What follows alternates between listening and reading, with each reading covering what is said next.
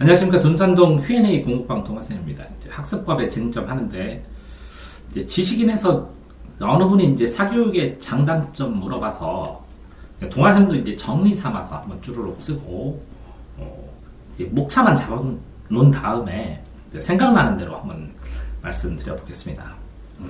부모 입장에서 사교육을 맡기는 이유는 이제 관리가 안 되기 때문이죠. 본인이 관리를 하고 싶은데 맞벌이를 하거나, 여러 가지. 관리를 할 수 있는 상황이 안 되는.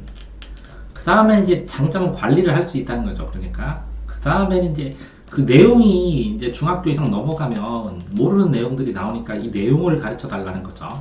아이에게. 그렇게 해서 내용을 가르치고, 세 번째는 어떻든 입시 정보 자체가 굉장히 필요한데도 불구하고, 항상 이걸 보고 있지 않으니까 이게 힘들어서, 그래서 이거를 의뢰를 하는 것 같습니다.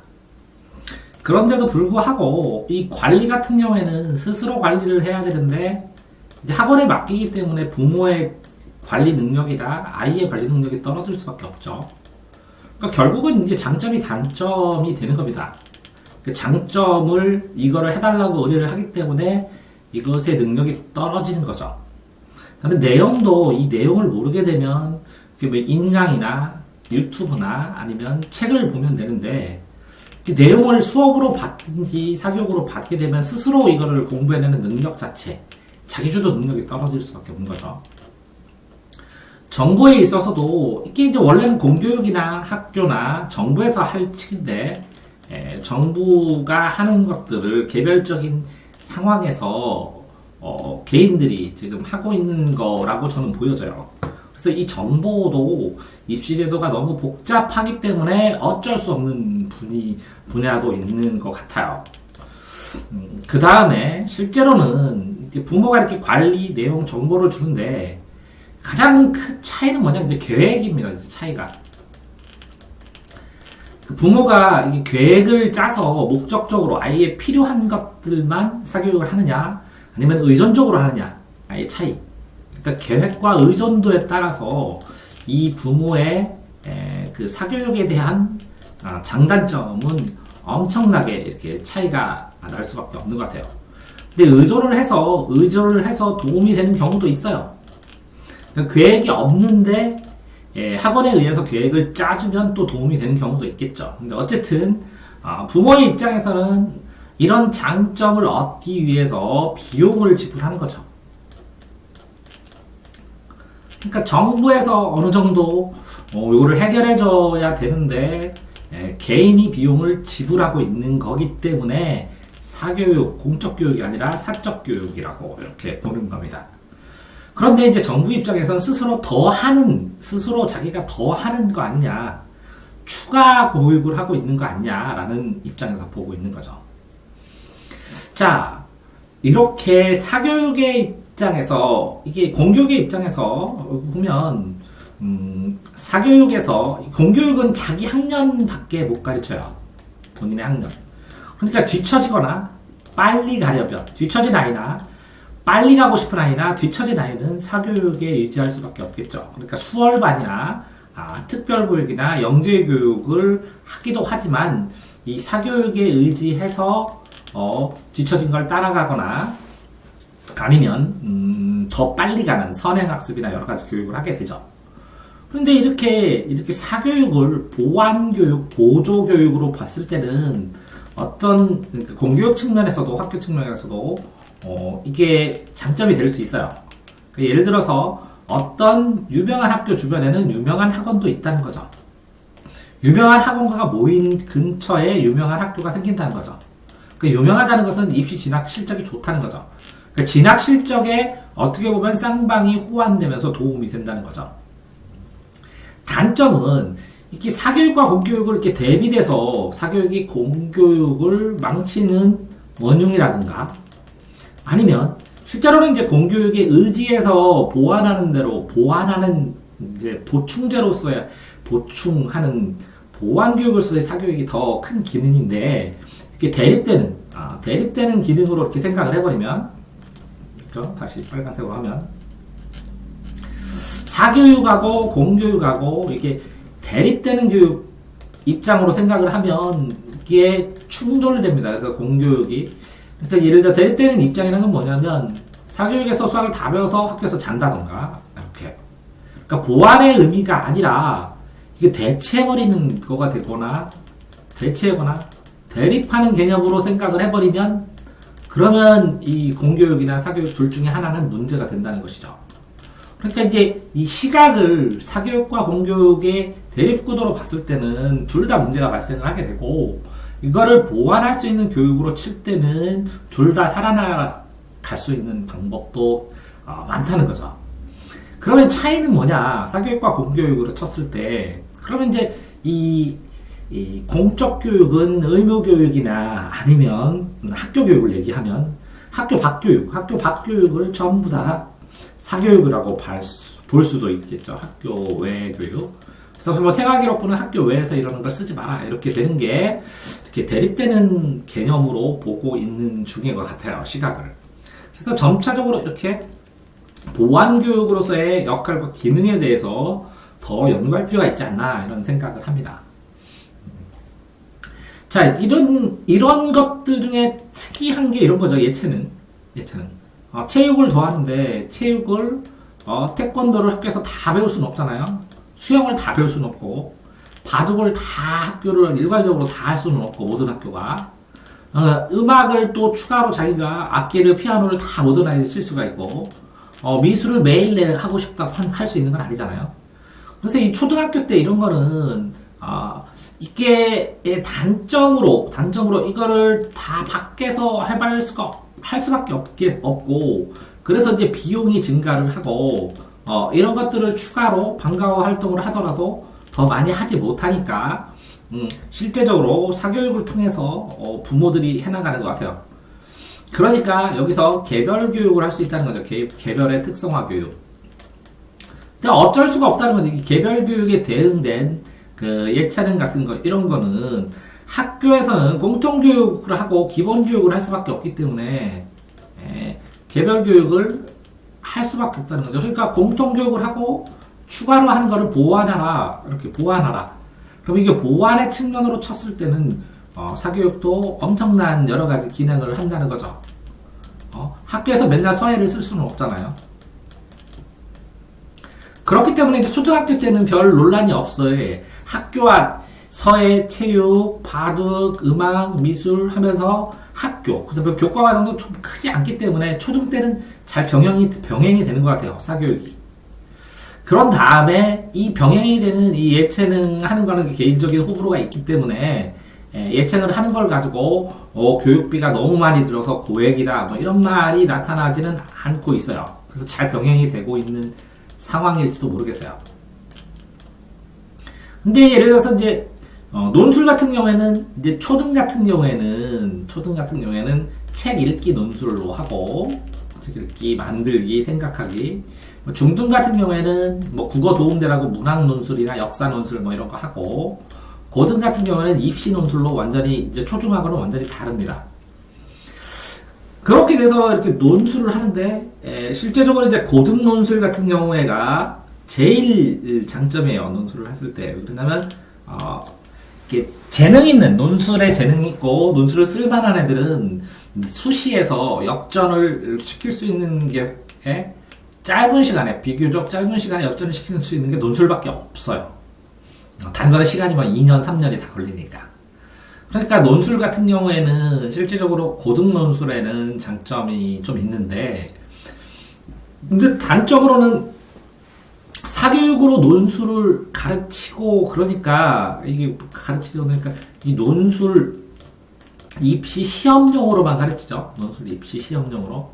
그러니까 입시 시험에 용으로만 가르치는데 이게 입시 시험용으로만 가르쳐서 그 실제적으로 뭐 생각하고 논리적으로 확장하고 할 새가 없죠. 그러니까 어떻게 보면 기본적 글 형태만 배운다고 생각하시면 될 것 같습니다.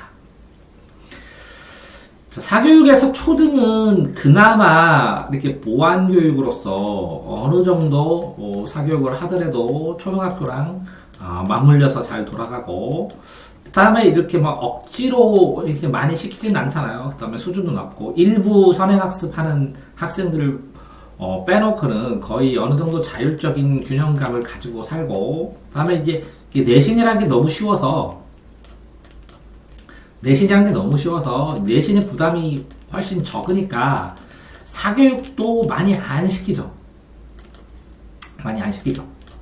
그런데 이제 어쨌든 초등부터 사교육을 하게 되면 단점은 이제 본인의 계획이 아니라 학원의 계획에 의해서 본인의 능력을 과도하게 끌어내든지 아니면 능력을 더 펼칠 수 있는데 못 펼치든지.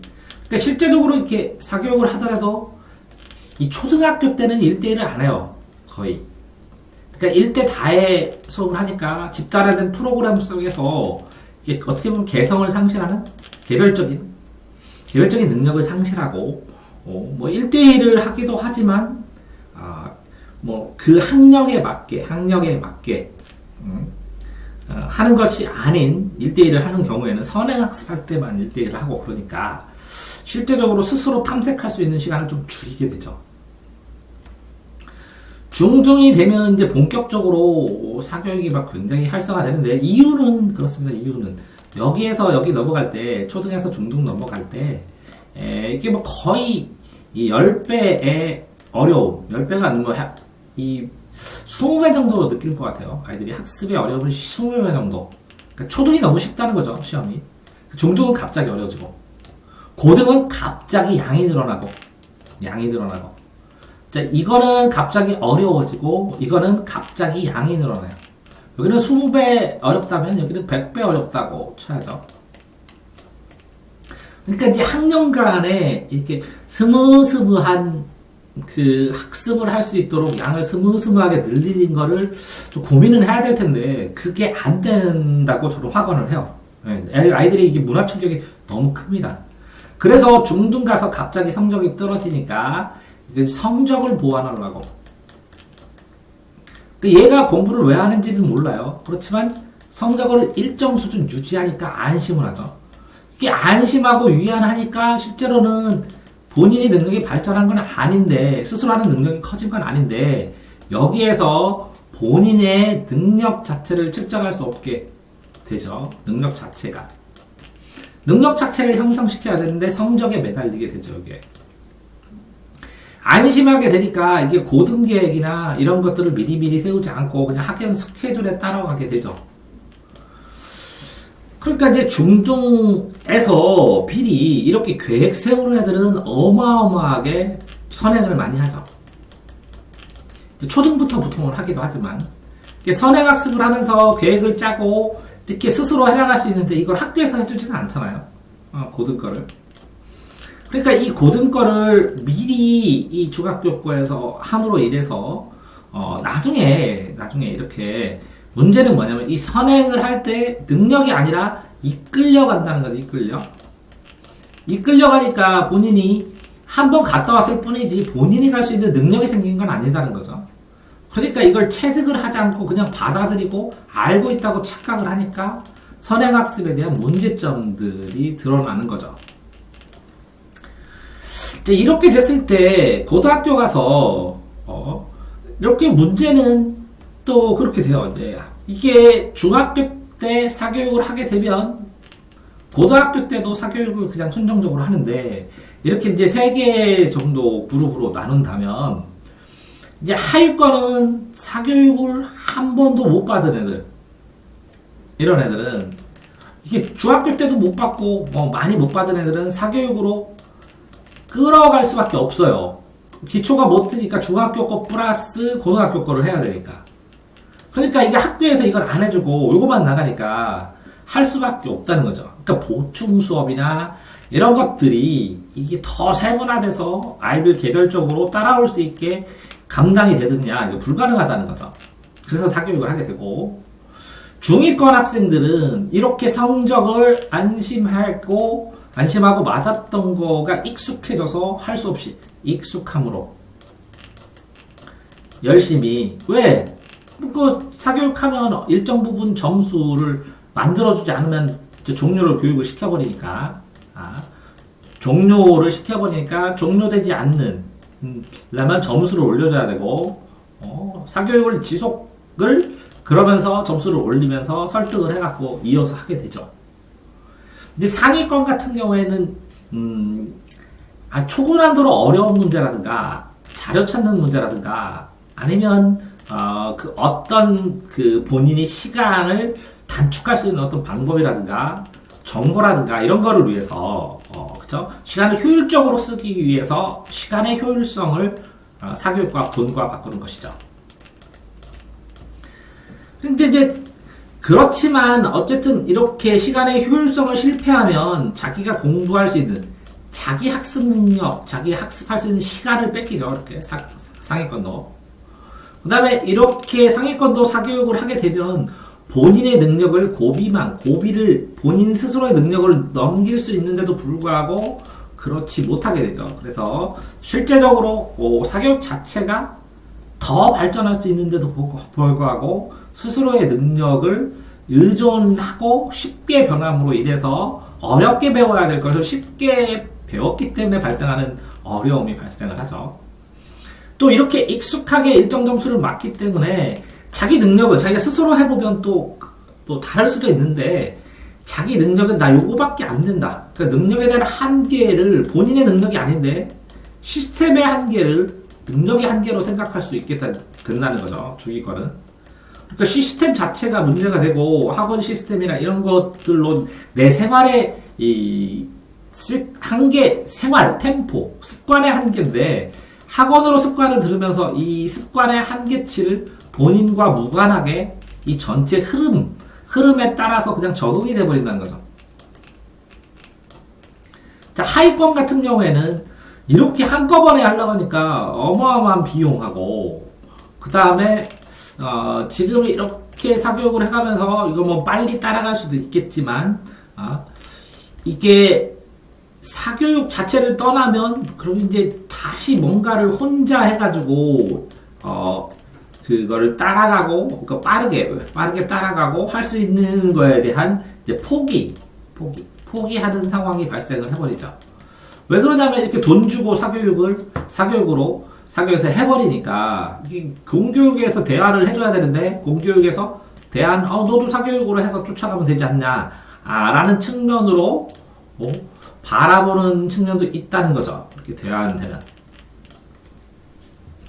자, 그렇게 하면서 사교육을 하는데, 그래서 이제 주로 학원을 갑니다. 이게 이제 일반형인데, 일반적인 형이고. 그 다음에 이제 학원을 가면서, 아이들이 일반적으로 여기 가는 이유가 친구들이 많고, 소문에 의해서 잘 가르치는 학원 가고, 그래서 일상적으로 학교에 시험을 볼 수 있게 적당하게 압축시켜서 빠바박 나가지고 시험 연습을 시키고 그러니까 일상적으로 학원을 다니게 되는 거죠. 단점은 이렇게 해서 일상적으로 학원을 가니까 학원의 프로그램이 좋으면 나의 개별적으로 맞으면 좋은데 학원의 프로그램의 한계가 그 공부하는 학생의 한계가 돼버리죠. 그래서 프로그램의 한계가 나랑 맞느냐 안 맞느냐. 그러니까 보통 이제 학원에 다니는 권장하는 점수들은 한 80점에서 한 60점에서 80점 학생들. 학원도 이런 포인트로 가르칠 수밖에 없으니까 80점에서 60점 학생들을 권장하는데 60점 밑에 아이들은 소용없고 80점 넘는 아이들도 학원 다니면서 더 공부할 수 있는데 못하는 거니까 손해보고 하는 상황입니다. 그래서 근데 이제 일반적으로 많은 학생들이 더 여기를 다니죠. 교습소라는 것은 이제 학원에서 생활을 하다가 나 혼자 이거 뭔가 해보겠다고 하는 선생님들이 나와서 차리기도 하고 보통 처음부터 교습소 하는 경우는 드물죠. 학원에서 좀 생활하고 그러다가 그래서 전문 교습소라고 하고 내는데 그러니까 조금은 더 경력이 있어서 한 과목은 잘 다뤄도 한 과목. 그럼 교습소는 한 과목밖에 못 다루니까 이제 한 과목은 잘 다루는데 문제는 나머지 과목하고 플러스 차량 나머지 과목하고 차량 다니고 뭐하고 하는 거 하고 부모 상담이나 관리나 나머지나 상담이나 차량이나 관리 이런 것들이 조금 약할 수 있죠. 이제 공부 한 과목 관리는 되는데 나머지의 관리들이 약할 수가 있죠. 그러니까 교습소는 전문 한 과목이라는 생각들이 훨씬 더 많습니다. 그래서 이 학원 교습소인데 뭐 이 교습소의 이 전문들이 어느 정도 모여서 이제 대형 학원을 만들죠. 모여서 이 전문 교습소를 낼 수 있는 선생님들이 어느 정도 모여서 대형 학원이 되는데 이 대형 학원을 가면 이제 분반이 되고 사람도 많고 아이들이 많으니까 뭐 선순환이 되기 시작했다는 거죠. 잘하는 애들이 들어오니까 성적이 잘 나오고 못하는 애들은 들어갈 수 없게 뭐 시험을 보기도 하고 그러니까 선순환이 되기도 하는데 그런데 예를 들어서 이 학원의 시스템이나 속도에 쫓아가지 못하면 이제 탈락이 되죠. 그 다음에 이제 스스로 여기에 밀려서 경쟁에 밀렸다고 생각하면 아이들이 이제 자괴감을 갖기도 하고 자기 스스로 모자란다고 해서 낙인이 찍혀버리기도 하고 그 다음에 이렇게 대형 학원에서 요걸 하기 위해서 플러스 추가 교육을 하기도 하고 그래서 이렇게 뭐 절묘하게 이제 대형 학원이 대형으로 살아남을 수 없게 이렇게 선순환이 되기 때문에 자리를 지키고 있지만 어쨌든 이렇게 경쟁이 치열하니까 경쟁적으로 치열하게 뭔가를 할 수 있는 아이들은 계속 버티는데 그러지 못하는 아이들은 뭐 심신을 치료하고 심신을 위로받을 수 있는 그런 것들이 적죠. 어쨌든 과외의 장점은 1대1로 해서 그래서 이제 아이의 상태에 맞게 하고 과외도 뭐 1대2, 뭐 1대 소수, 뭐 소수 정예 그러는데 요새는 다 소수예요. 아이들이 적어서 소수 정예로 과외를 하고 팀 수업을 하기도 하는데 팀 수업을 하면 뭐 학원하고 비슷하죠. 1대2도 그렇고 어떻게 보면 이제 1대2나 소수 정예 특별하지 않으면 이게 학원이라고 쳐야지 1대1 외에는 과외가 아니라고 봐야죠. 근데 1대1로 해서 아이를 이제 관리를 하니까 빠르게 아이가 필요한 것들만 정리를 해주는데 근데 이거는 이제 복불복이죠. 과외 선생님은 어떤 사람을 만나느냐에 따라서 그 다음에 그렇기 때문에 과외 선생님의 단가 차이가 뭐 굉장히 많이 나죠. 그래서 대학생 과외냐 학원 선생님 과외냐 전문 선생님 과외냐 아니면 과외만 굉장히 뭐 사람 대기시키면서 하는 사람이냐에 따라서 이렇게 과외 선생님의 금액이 천차만별입니다. 자, 사교육에서 공부방은 그러니까 동네에 있어서 이제 접근 가능성이 좋은데 이게 초등 공부방이 너무 많아서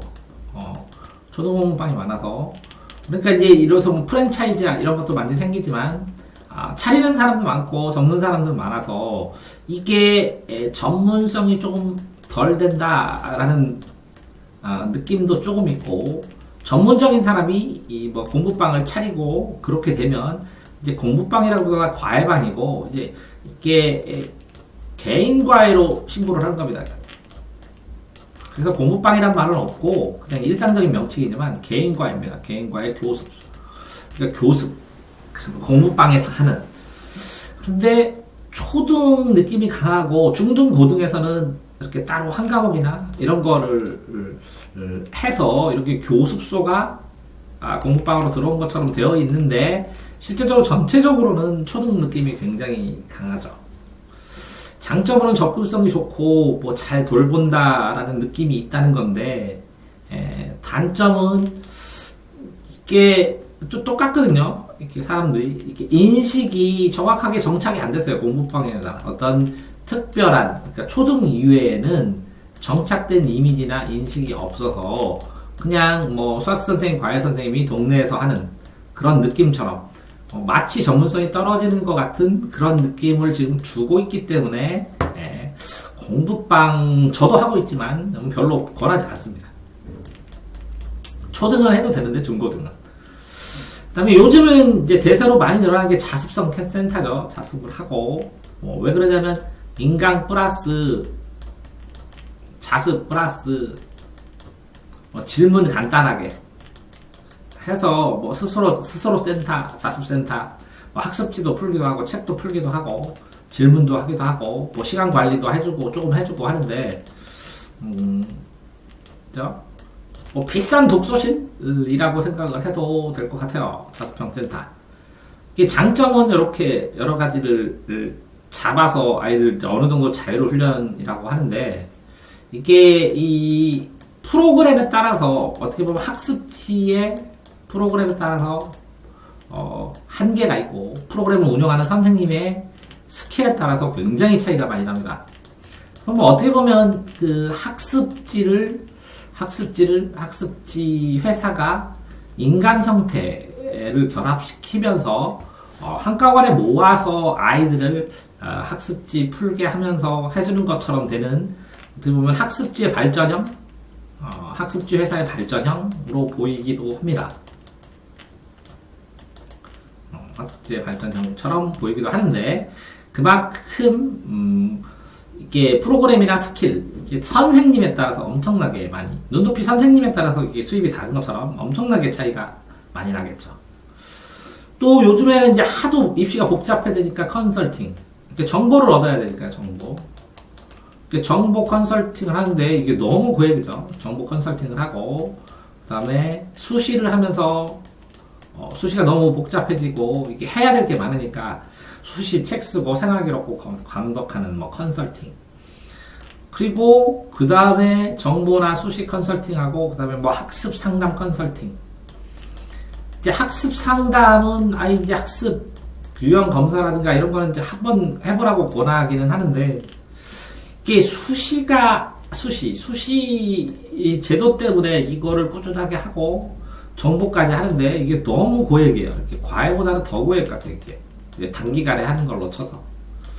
근데 이제 이 고액도 있지만 이거는 이제 금액이 뭐 무료 상담도 많으니까 금액이 천차만별이에요. 이게 정해지지 않았어요. 그래서 일부 특정된 몇 곳을 제외하고는 이렇게 유료로 할 수 없는 상황도 많기 때문에 이 정보의 질이나 상황이 굉장히 천차만별입니다.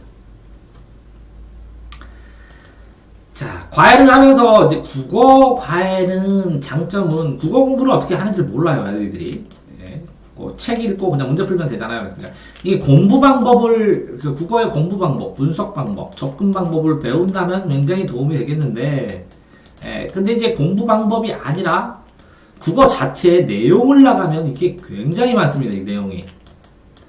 그러면 내용을 다 설명해주면 본인이 스스로 읽고 해결할 수 있는 능력이 또 떨어져요. 능력이 떨어져요. 그래서 오래 해서 국어 과외를 하면 점수가 나오는데 안 하면 떨어지고. 그러니까 이 공부 방법을 배울 수 있다면 어느 정도 그쵸? 6개월? 저도 국어 가르치는데, 제일 많이 가르치는데 6개월 정도 단기로 하는 게 더 맞지 않느냐 이런 생각이 되는데, 보통 뭐 인형 잡고 이렇게 프로그램 만들고 하니까 내용 능력에 따라서, 저도 국어 선생님입니다. 그러니까 이렇게 얘기합니다, 당당하게. 내용을 계속 가르치니까 능력이 떨어질 수도 있고, 그리고 뭐 이렇게 배워야 하는 애들도 물론 있어요. 공부 방법뿐만 아니라 내용을 배우면서 읽는 방법을 배워야 되니까 이렇게 천차만별로 이게 능력 차이가 나니까. 하지만 어쨌든 국어 과외를 계속 한다는 것은 어쨌든 의존적이라는 거죠. 틀린 거, 모르는 걸 중심으로 하면 모르겠지만, 진도를 나가버리면 진도는 다 나가서 능력을 안 키우고 배운 거 한도 내서 일정 등급만 맞는 경우도 많죠. 자, 영어는 이렇게 장점이 회화를 하거나 사람들을 오랜 시간에 접촉을 함으로 해서, 뭐 그런 말 있잖아요. 영어는 돈이 들고 수학은 시간이 걸리고 국어는 다시 태어난다고 하는데, 국어는 독서와 관련이 많이 되는데, 영어는 돈 들여가지고 접촉과 많이 관련되고, 수학은 물리적으로 풀 수 있는 시간이 많이 필요하죠. 그러니까 이제 회화를 하거나 돈을, 사교육을 투자했을 때 효과가 어느 정도 볼 수 있다는 거죠. 회화나 이런 거, 문법이나 이런 거. 그렇지만 어쨌든 이게 투자를 해서 강제적으로 하게 되죠. 강제적으로 이제 공부하는 맛이나 책 읽는 맛이나 이런 건 안 느껴지고, 어쨌든 시험용 영어만 많이 하게 된다는, 이걸 하게 되면 시험용 영어만 해서 시험하고 딱 끝나는, 좀 아까운 면도 있다는 거죠. 그다음에 이제 수학 같은 경우에는 사교육을 해서 이게 사교육을 해가지고 선행학습을 한다거나 개념을 쌓아나가거나 속도감을 쌓아나가거나 이제 되게 많이 걸리죠. 이걸 생각하려면 시간이. 그러니까 시간을 팍팍팍팍 해서 한꺼번에 많은 양은 도움되는데 사교육을 하고 오랫동안 하게 되면 수학적 사고 능력 자체가 너무 많이 하면 생기기도 해요. 사고육. 이렇게 보통 아이들을 기준으로 상위권 말고 보통 아이들을 기준으로는 사고력이 오히려 떨어지죠. 왜냐면 그냥 풀어버리니까. 그러니까 점수를 중심으로 하고 해나가니까 수학적 사고 능력이 떨어질 수도 있고 이렇게 사교육을 하게 되니까 그거에 맞춰서 진도를 나가죠. 본인의 그 진도가 아니라. 결국은 이렇게 쭉 얘기를 하면서 사교육이 제일 피해가 이게 자기 주도를 할 수 있는 시간을 뺏는다는 거고, 본인이 생각하고 본인이 쌓아나가야 되는데, 본인이 아니라 다 알려줘 버리니까 생각할 필요도 없어지고, 잘 설명하고, 이해를 잘 시킬수록 잘 들으니까 본인이 깨달음에 대한 즐거움도 없어지고, 즐거움도 떨어집니다. 즐거움이 없어지고, 즐거움도 사라지고 그런다는 거죠. 그러니까 이제 공부를 스스로 할 수 있는 능력 자체가 준다는 거죠. 그래서 스스로 하는 사교육이 또 생기기도 해요. 참 대단하죠. 변형되고. 이제 사탐 같은 경우에는, 용어 같은 경우는 도움이 많이 되고, 배경식이나 이런 게 없을 경우에, 이거를 사례를 설명해주고 이해를 해야 되는데, 이게 설명을 받아들이지를 못하는 경우가 많아요. 그래서 용어 사례에 의해 적용, 이런 데는 굉장히 도움이 되고, 과학 같은 경우에는 개념을 배워도 이걸 적용시킬 때, 응용시킬 때 이 적용시키는 방법 자체가 디테일하게 책에 나오지 않기 때문에 이걸 배우는 거는 조금 의미가 있어요. 근데 둘 다 어쨌거나 이게 사교육으로 계속 해버리면 지속해서 이게 편리하니까 지속해서 돈을 들여서 이게 둘 다 이거를 배우려고 하는 거죠. 특히 이제 물화생지를 다 배워야 되는 이과 가는 애들은 물화생지가 갑자기 간단한 기초 이론 나오고 갑자기 어렵게 나와요. 그렇기 때문에 이게 사교육을 하지 않으면 이게 순차적으로 이거를 전부 다 규모 있게 차근차근 해가지고 하기가 굉장히 시간이 많이 걸리고 힘들어요. 그렇기 때문에 사교육의 과학의 의미가 크죠. 이제 사탐은 책 많이 읽은 애들은 그냥 외우겠다고 하고 하는데 이해 못 해버리고 무슨 말인지도 모르는데 그냥 외워갖고 답 쓰고 그러는데 과학은 그것도 쉽지 않다는 거죠. 그러니까 물화생지 사교육을 이렇게 해버리면 여기까지만 딱 배우고 물화생지의 즐거움이나 생각이나 이렇게 생각할 수 없게 교과서가 돼 있죠. 생각 자체가. 요것도 영어하고 사례 적용하는데 이것도 논리적인 생각 이런 거는 논술에서나 조금 하지 논술을 하지 않으면 논리적인 생각 자체가 거의 없죠. 그냥 단순하게 외우는 문제만 나오니까. 논술 외에는 생각 자체는 없습니다. 자, 외국어는 사교육을 배우면 좀 빠르게 접근하겠죠. 빠르게. 같이 혼자. 특히 이렇게 발음 같은 경우에는 사교육을 안 하면 학교에서 따로 배우는 거 안 하면 접촉도 적고 그러니까 쉽게 배우지는 못하죠. 발음 같은 거나 생활 같은 경우. 근데 이제 어쨌든 사교육을 배우게 되면 지속적으로 사교육을 해야 되고 그다음에 이제 사교육을 외국어로 하게 돼서 비용이 많이 들고 개별적으로 하고 쓰임새나 이런 것도 고민하고 그러겠죠. 이제 사교육의 하이라이트가 이제 선행학습이죠. 선행학습. 그러니까 이게 여기서 3월달이면 3월 전에 한 6개월 전에 하는 건 예습입니다. 예습. 6개월 전에 하는 거는. 그다음에 한 1년 전까지 하면 한 선수학습이라고 할 수 있죠. 1년 정도. 내년 거 한다 그러면 선수학습. 1년 더 지난 앞에 하는 걸 이걸 선행학습이라고 하죠. 그러니까 이제 이렇게 6개월 앞선 거 말고 1년도 아니고 1년 더 이전 거를 하는 거는 선행학습이고 이게 이제 선행학습을 제일 많이 하는 게 수학 같은 거고 그러는데 이 선행학습을 할 수 있는 능력이 있는 학생들에게는 필요해도 보여요. 왜 그러냐면 중1, 2, 3 걸 좀 연결해서 수학을 했을 때 더 이해가 더 잘 되거든요. 쭈루루 돌면서. 그러니까 어떤 거는 선행학습을 앞에 거, 뒤에 거 이렇게 쭈루루 교육과정으로 늘어나는데 이걸 전체를 한번 돌아야 진정하게 이거를 의미를 새겨가면서 공부를 할 수가 있으니까 삥삥 도는 건 나쁘진 않는데 문제는 이제 선행학습을 하면 알고 있다고 착각을 해서 그 다음에 이제 선행학습을 차근차근 본인이 생각해가면서 천천히 본인이 즐거워서 재미있게 하는 것이 아니라 문제 푸는 방법을 가지고 차근차근 촉촉촉촉 해버리면 이게 문제 푸는 문풀 방법만 가지고 알고 있다고 착각하고 더 공부하지 않으려고 하고 더 깊이 하지 않았을 때 문제가 되죠. 근데 안 할 수 없게 만들었죠. 안 할 수 없게. 왜 그러냐면 중학교 때는 문제가 없는데 고등학교 가면 공부할 양이 너무나 많아져서 갑자기 이게 수학을 예를 들어서 수학 개념 가르쳐주고 완전히 응용 문제 내니까 걷는 방법 가르쳐주고 여기에서 걷는 방법 가르쳐주고 마라톤 시험을 보는 거랑 마찬가지니까 이 간극이 너무 커서 미리 어느 정도까지 공부를 하고 가지 않으면 이걸 따라갈 수 있는 방법이 없으니까 똑똑한 애들도 그래서 할 수밖에 없게 만들었어요. 후행학습이 특히 그렇죠. 사교육에서는 선행학습은 뭐 안 해도 그만인데 자기가 좀 공부를 등한시하고 놓쳤다가 다시 공부를 하면 이게 다시 공부를 하는 지지라도 아니고 내가 이제 지금부터 공부를 하겠다는 거예요. 정상적인 애가. 근데 이거를 공교육에서 해주는 게 하나도 없죠. 이게 이 부진아들 공부하는 책자를 몇 권 연구하시고 해나가지만 이걸 따로 모아서 하거나 하지는 않잖아요. 현실적으로. 그렇지만 어쨌든 이 후행학습으로 사교육을 하게 되면 장난이 이제 목표에 따라서 속도에 따라서 비용도 많이 버리고 효과도 이렇게 생각만큼 이렇게 뚜렷하게 드러나지 않을 가능성이 커요.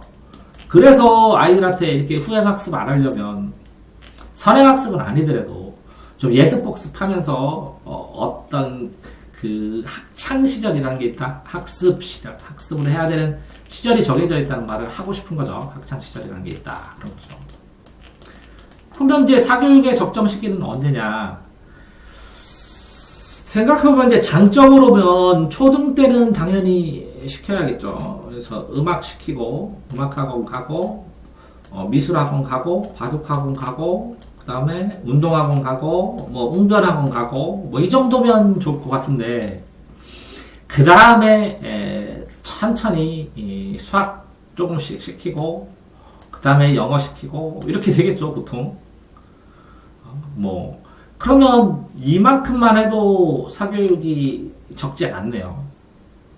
근데 이 적정 시기가, 이렇게 아이들에 따라서 굉장히 다르다는 거지. 공부하려고 마음먹는. 그러면 동기를 공부를 해야 되는 거고, 왜 해야 되는 거고, 공부를 시작할 때는 어떻게 해야 되고, 어떤 방식으로 해야 되고, 기본적으로 어느 정도까지는 연습하고 있어야 되고, 이런 걸 잡고 시작해야 되는데, 이게 이 멘탈, 그러니까 억지로 하는 거, 억지로 가는 거, 그렇죠? 즐거워서 가는 거랑 이 멘탈, 하고 싶어서 하는 거, 그래서 순차적으로 본인이 선택하게 하는 거를 해야 되는데 이게 억지로 다니게 되면 이제 멘탈 떨어지고 본인이 하는 게 아니라 끌려가고 그 다음에 본인이 돈 내고 하는데 점점 본인에게 스트레스가 되고 그러니까 더 행복하기 위해서 하게 되는데 스트레스가 되는 사교육을 하게 되면 이게 누적이 돼서 이 사교육에 대한 사교육을 해봐야 소용이 없다는 그런 생각만 커지게 되는 단점도 있죠.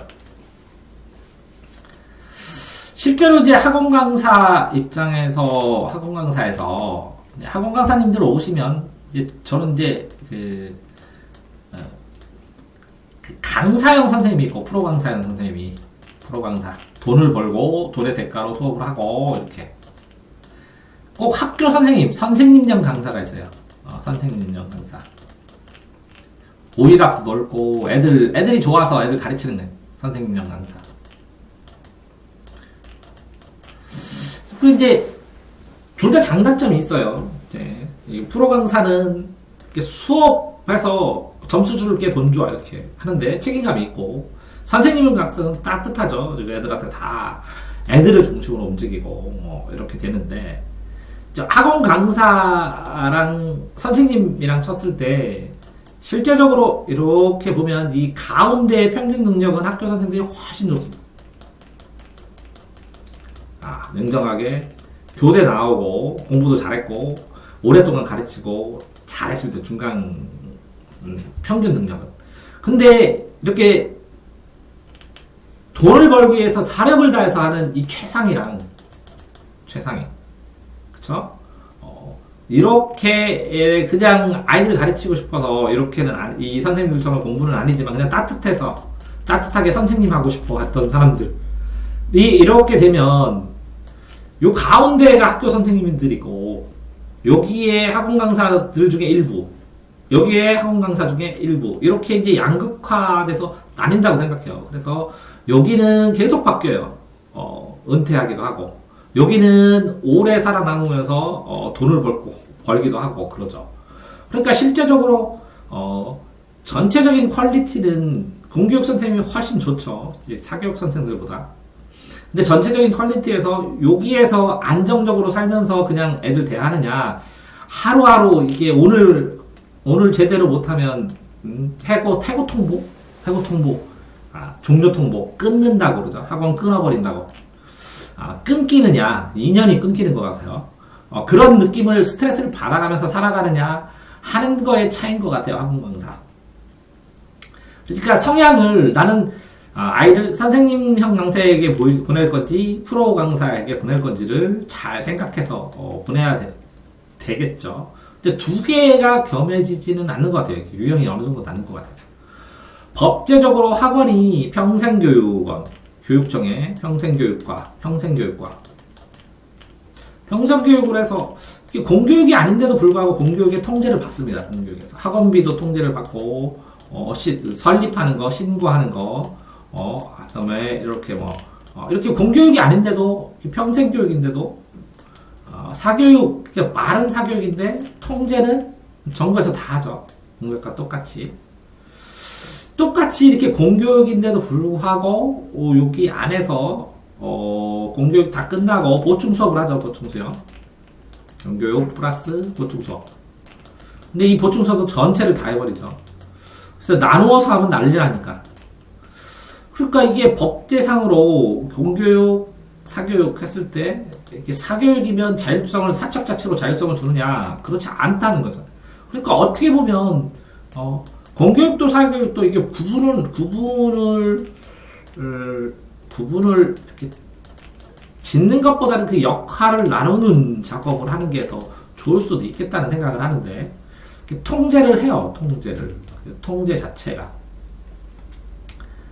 아까 말씀드린 것처럼 능력적으로 봤을 때 사교육하는 선생님들이 이게 소수로 하죠. 예를 들어서 1대1 교육. 그럼 학교 선생님이 1대1 교육하면 더 잘할 수도 있는데 환경상으로 사교육은 1대1 하고 공교육은 1대 예를 들어서 34를 하게 되면 당연히 여기는 점수 차이가 날 수밖에 없는 거고 그렇죠.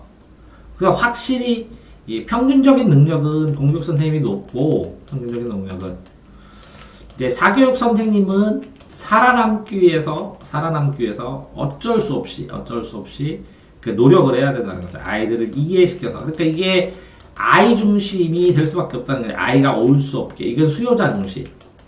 이게 수요자 중심이라면, 그렇죠? 어떻게 보면 공교육은 공급자 중심이라는 거죠. 공급. 어떤 식으로 국가 정책을 공급할 것이냐의 공급자 중심. 그러니까 공급자 중심으로 확 재편되면 수요자 중심으로 사교육에서 입시 정책을 따라가죠. 특징상에서 사교육이 이제 변화에 적응이 잘 안 되죠. 변화에 적응. 변화되면 바로바로 입시. 왜? 변화에 적응해야 수요자들이 생기고, 수요자들이 생겨야 수입이 생기고, 그래야 생계를 이어가니까, 이 변화에 적응을 합니다. 이제 공교육은, 공통 기능으로, 이렇게 사교육을 하게 되니까, 이 사교육에서 변화에 적응을 하기 때문에, 이게 공통으로 근본이 되는, 근원이 되는, 오래된, 사람 자체를 변하는 교육은 공교육에서 하죠. 그러니까 실제적으로 그렇게 되다 보면 여기에 이 사교육의 단점은 실제적으로 사교육의 단점들이 생기면 이걸 갖다가 공교육에서 보완하고 공교육에서 실현해야 되는 것들이라는 거죠.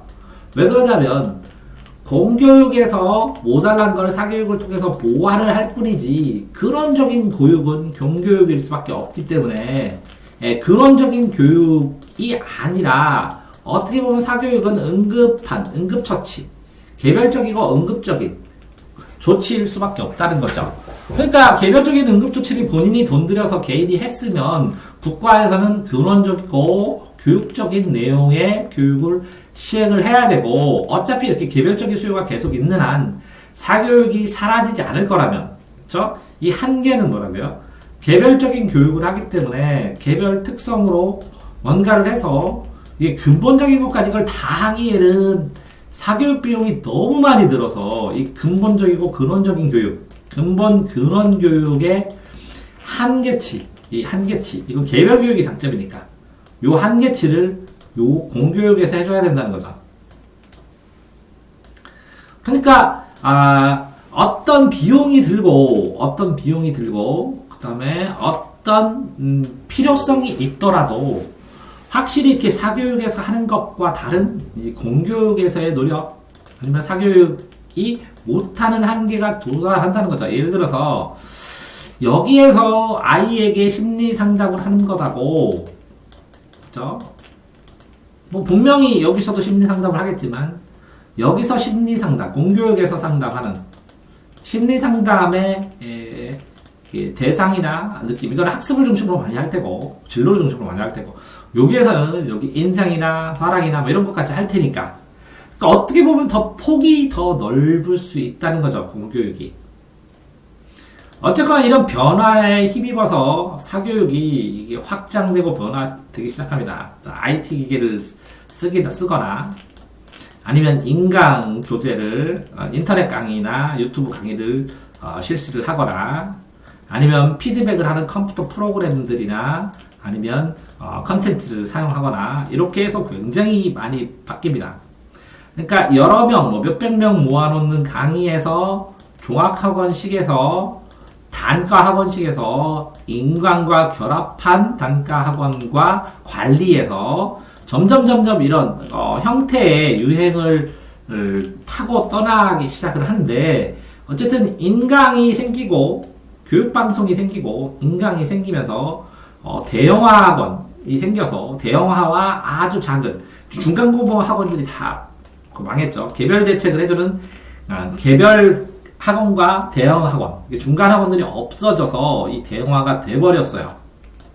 그러니까 인강 프로그램도 돈 벌고 현강으로도 돈 벌고 EBS로도 돈 벌고 하는 이 소수로 독점되는 구조, 그 다음에 나뉘어서 이런 거를 활용을 하고 같이 보되 소수에서 개별 관리를 해주면서 개별 수업을 해주면서 애들 개별 터치를 할 수 있는 지방에서의 교육 이런 식으로 나눠져 버리면서 학원가에서 이제 중간층의 학원이 몰락했다는 것은 그만큼 이제 이 개별적으로 하는 싼 과외나 이렇게 수요자가 많지 않으니까 싼 과외나 개별적인 비싼 과외 아니면 이 인강이나 이런 대형 학원에 가야 되는 과외 이런 거 식으로 어쨌든 중간에 기본이 되는 학원들이 이제 무너지기 시작을 했죠. 이게 확장하고 변화를 하면서 여러 유형들이 나오는데 지금은 여러 가지 해서 이게 단과 형태로는 살아남았는데 종합 형태가 없어지고 이 종합 자체 대신에 컨설팅이 활성화되면서 컨설팅 쪽으로 따로 유료화하면서 이 시장이 점점 커지고 있어요. 그래서 비용이 많이 들고 어쨌든 유행이 이렇게 변하면서 종합적인 그러니까 총 비용을 드는 종합학원들이 많이 줄어들면서 아이들 중간 학생들이 이 여러 과목을 합쳐서 할 수 있는 학원들이 사라져 버렸죠. 거의 많이. 그러니까 옛날에는 국영수사가 다 해갖고 30만원, 40만원이었는데 지금은 한 과목에 뭐 29만 5천 원, 뭐 30만 원 돈 해서 5과목이면 100만 원이 훌쩍 넘어가게 돼버렸거든요. 그러니까 종합학원도 줄어졌고, 대형화가 되면서 이렇게 개별적으로 뭔가, 이 공부를 하고, 따라가고, 뭐, 할 수 있는 선생님들도 줄고, 그러니까, 일정 부분 커리가 이렇게 이제 만들어지고, 커리가 만들어져서 이걸 쫓아가지 못하면 내가 알든 모르든 이걸 이해하고 가야 된다는 거예요. 옆에 있는 선생님이 아니고 이 선생님 커리일 뿐인데 어떤 다른 선생님들의 개별적인 커리들이 이거보다 강력하지 못하니까 만들지를 못한다는 거죠. 그러니까 이 주변에 이렇게 커리를 만들 수 있는 선생님들이 학원 강사들이 점점 줄어들고 전체적으로 이제 학원 강사 능력도 하락하는 추세라고 보는 게 맞는 것 같아요. 왜 그러냐면 잘하는 사람하고 몇 명 소수하고 이렇게 해서 중간층이 없어져 버린 거죠. 중간층이. 그래서 하향 평준화되고 있는 것도 맞는 것 같아요. 자, 그러니까 학습지 사교육의 장점은 뭐 꾸준하게 할 수 있다는 건데, 꾸준하게 해서 본인의 한계치에 딱 도달해 버리죠. 그러니까 어떤 학생이 어떤 학습지를 몇 년을 딱 했는데 2등급이에요, 항상. 그러니까 뭐라고 이게 인이 바뀌어서 익숙해져 버린다는 거죠. 익숙해져서 꾸준하게는 할 수 있는데 익숙하기 때문에 한계에 도달해서 한계를 돌파를 못 한다는 거죠. 특히 그렇다는 거죠. 기초가 없으면 이 인강을 보면 인강의 포인트나 타켓이 있는데 모든 학생이 이제 똑같은 인강을 보고 하면 이해가 못하고 완강률이 줄고 포기를 한다는 거죠. 그러니까 이 인강을 이해할 수 있는 애들은 따라가는데 이 인강도 또 시간이 너무 많이 든다는 게 책으로 보는 것보다 서너 배의 시간이 든다는 거죠. 그러니까 이게 장점이 있는 것처럼 단점도 명확한데 이게 장점만 부각하면 안 된다는 거죠.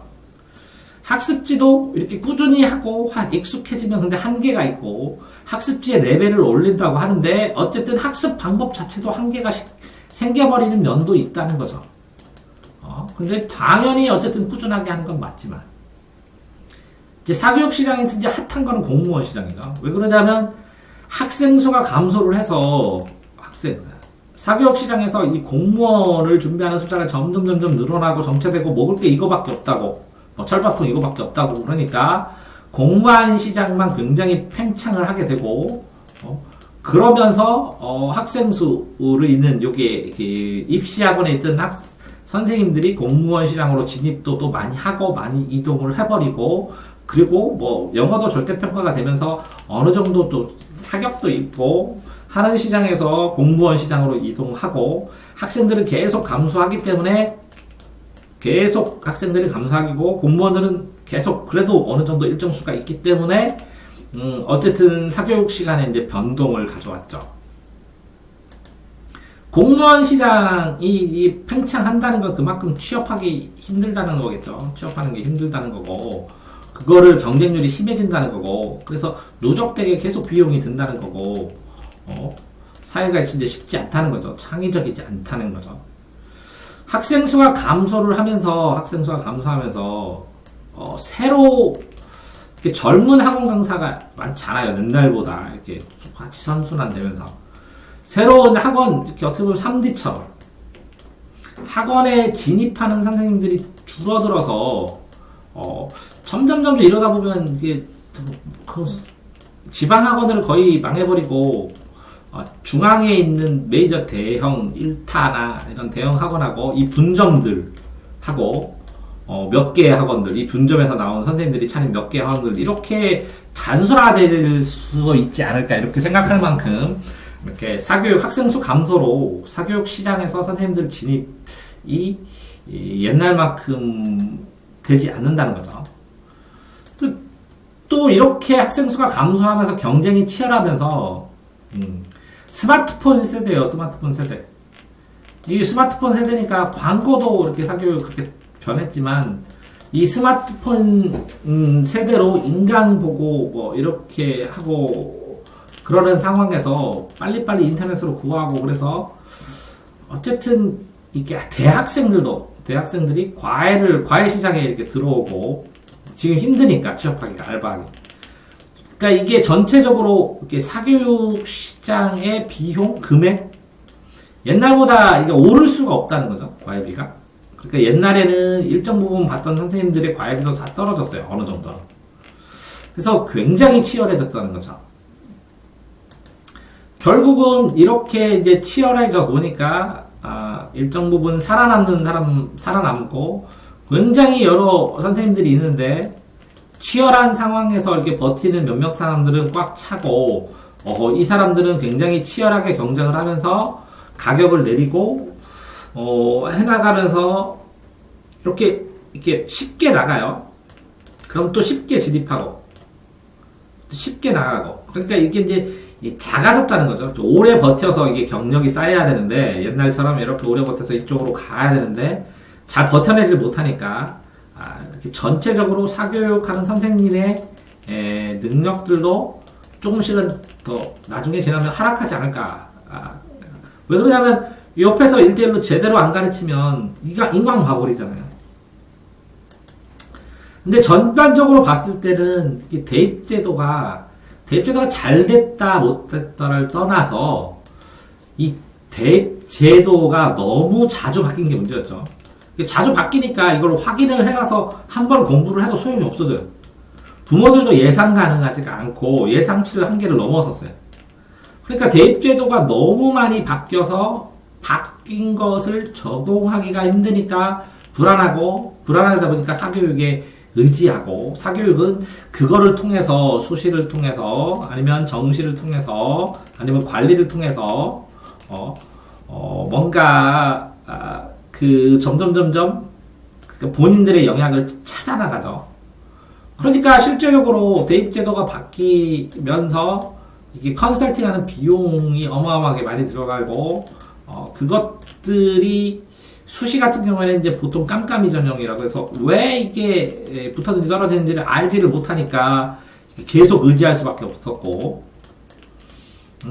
그 사람들은, 이걸 관리하는 사람들은 그래도 여러 번 경험을 통해서 유추하고 예측하지 않을까 이렇게 생각을 하니까 돈을 많이 쓰게 됐었고, 정시 같은 경우에도 수시를 한 번 하게 되면 이제 한 번 망쳐버리면 할 수 없는 방법이 없으니까 정시 아니면 수시 아니면 정시 올인.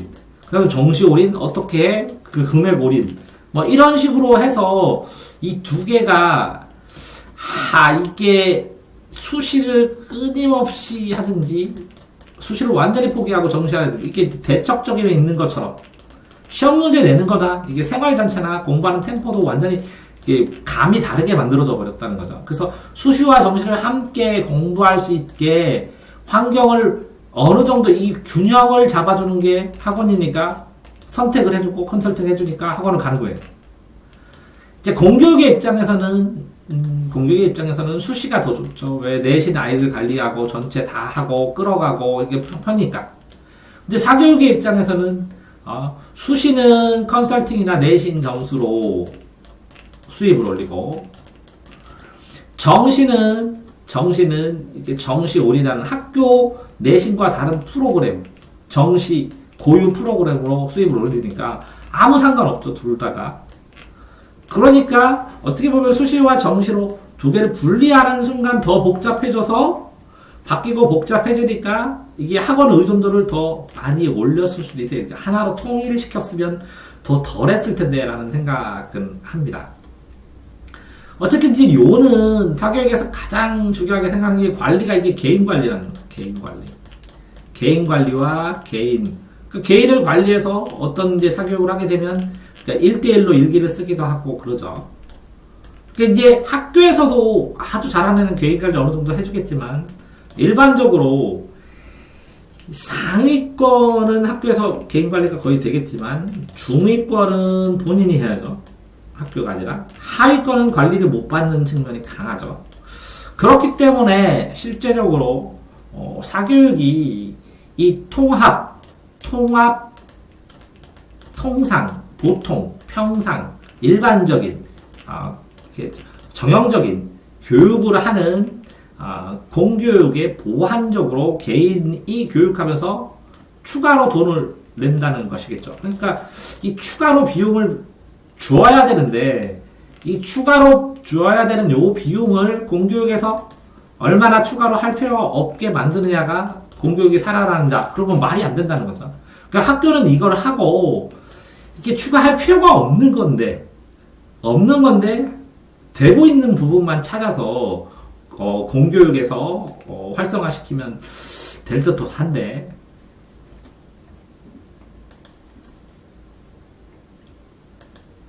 수많은 사람들이 연구를 하겠죠. 이제 비용 측면으로 사교육을 하게 돼서 비용을 많이 쓴다고 그러는데 실제적으로 다른 거에 비해서 들어가겠죠. 들어가는데 이게 고액으로 쓰지 않는 초등학교 때는 별 문제가 없다가 중학교나 고등학교 가면서 이게 이 단계에서 이 단계까지 급격하게 올라가니까 이걸 한꺼번에 이걸 채워야 되니까 뭔가 방법을 찾다가 보니까 잘하는 사람을 찾다 보니까 고액을 찾게 되고 이렇게 순차적으로 단계를 밟아서 했다면 괜찮은데 순차적으로 단계를 밟지 못한다는 거예요. 그러니까 이게 충돌이 일어나죠. 아이가 수용하는 문제, 부모가 그거를 계획을 짜면서 부모와 자녀의 그 의견 충돌 문제, 그 다음에 이게 실질적으로 애가 해낼 수 있느냐의 문제. 그러니까 실제적으로 이 사교육을 이렇게 조언이나 보완이나 조언으로 이렇게 생각을 해야 되는 게 맞는 것 같은데, 이 공교육에서 해야 될 것, 이렇게 공교육에서 해야 될 것들을,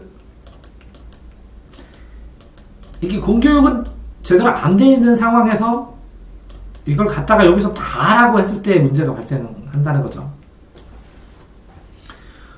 이렇게 평생교육으로 측면을 보면 학교에서 하는 것이나 학원에서 하는 것이나 전부 다 국가에서 하게 되고 노인들이나 성인교육까지 전부 다 국가에서 전체 평생교육에서 흐름으로 쭉 체크를 하거든요.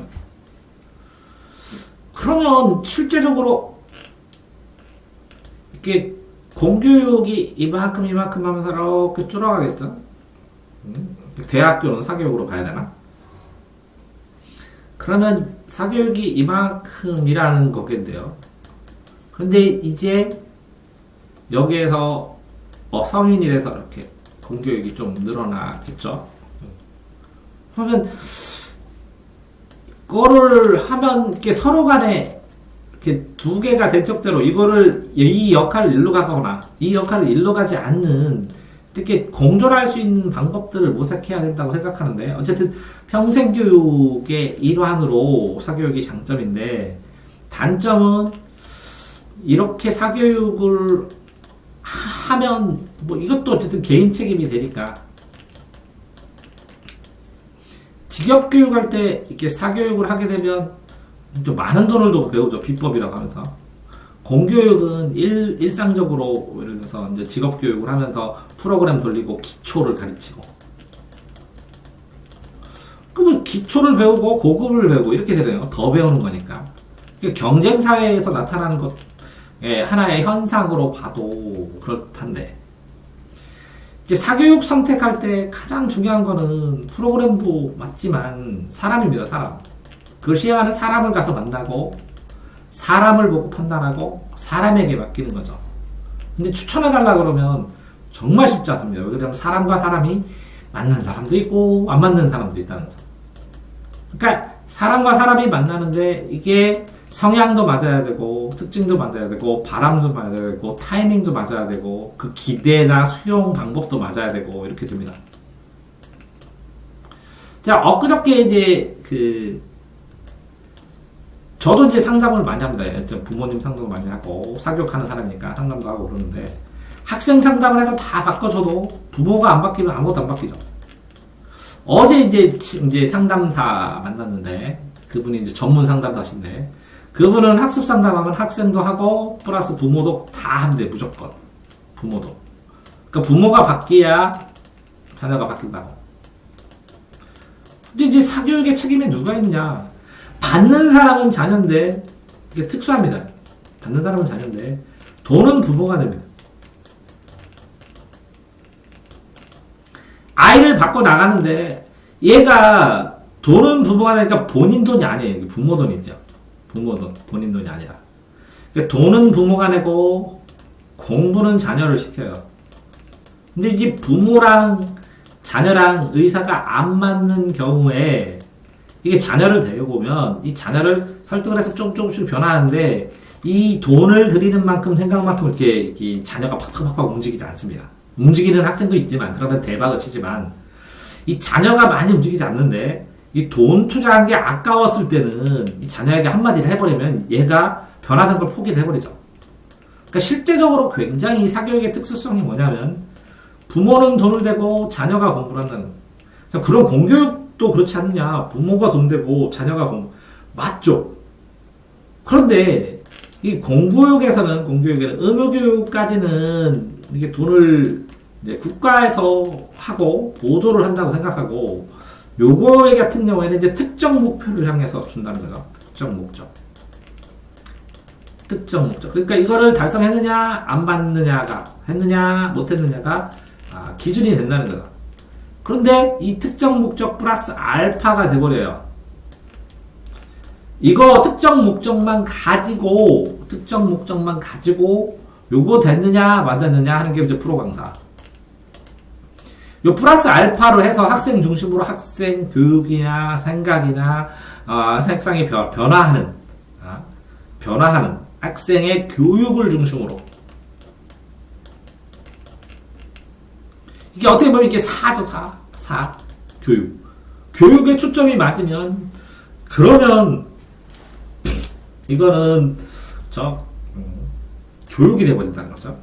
특정 목적이 아니라 이렇게 교육. 그러니까 교육인데 특정 목적이 강하게 들어가는 게 사교육이고 그렇기 때문에 사교육의 장점이라고 하면 특정 목적 달성에 있는 것이고 단순하게는. 그럼 단점은 뭐냐? 이 교육이 간과된다는 거죠. 간과되면 그 교육, 이 부모가 돈을 주고 이 아이에게 특정 목적을 달성시킬수록 공교육에서 얘한테 주고 싶은, 스스로 하고 싶고, 뭐 하게 하고, 해야 되는, 숙제를 냈어요. 예를 들어서. 숙제를 내서 스스로 숙고해보고, 혼자 해보기로 하고 천천히 냈는데, 시험 기간이 되니까 이걸 사교육에 의뢰를 해서 숙제를 홀랑 해버렸어요. 그랬을 때, 얘가 이 숙제를 하면서 느끼는 고민, 어려움, 이걸 돌파하는 느낌, 이런 것들을 다 포기하게 되죠.